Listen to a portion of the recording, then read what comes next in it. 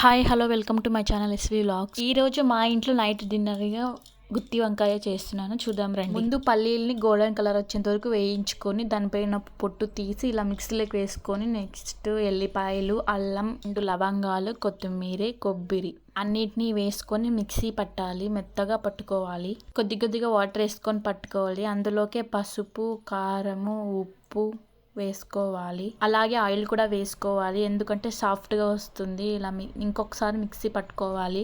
నేను చూపిస్తున్న విధంగా మెత్తగా గ్రైండ్ చేసుకోవాలి ఇలాగా. నెక్స్ట్ వంకాయలో పండించిన వంకాయలు ఇవి మా ఇంటి ముందర వేసాను నేను, చాలా బాగున్నాయి కదా. వీటిని నీటిలో 2-3 సార్లు కడిగేసుకోవాలి. దానిపైన ఏమైనా ముట్టి ఉంటే అంత పోతుంది. మా పాప చక్కగా టీవీ చూస్తుంది చూడండి. బొమ్మలు పెట్టించాను, లేకపోతే నేను అసలు వంటే చేయనీయదు.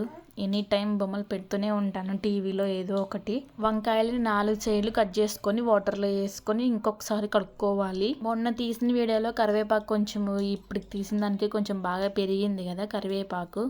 మా దొడ్లో పండించినది. సరే వంకాయ చేద్దాం, చూద్దాం రండి. ఫస్ట్ గిన్నె పెట్టి అందులో ఆయిల్ వేసి కరివేపాకు వేసుకోవాలి. ఇందాక గ్రైండ్ చేసిన అంతా దీంట్లోకి వేసుకోవాలి. మసాలా కొద్దిసేపు బాగా మగ్గనివ్వాలి. చిన్న మంట పెట్టుకొని బాగా మగ్గనియండి, ఎందుకంటే స్మెల్ పోవాలి, పచ్చివాసన రాకూడదు. వంకాయలన్నిటినీ మసాలాకి వేసుకోవాలి. ఒక 10 మినిట్స్ అలా వదిలేయండి, మెత్తగా అయిపోతుంది.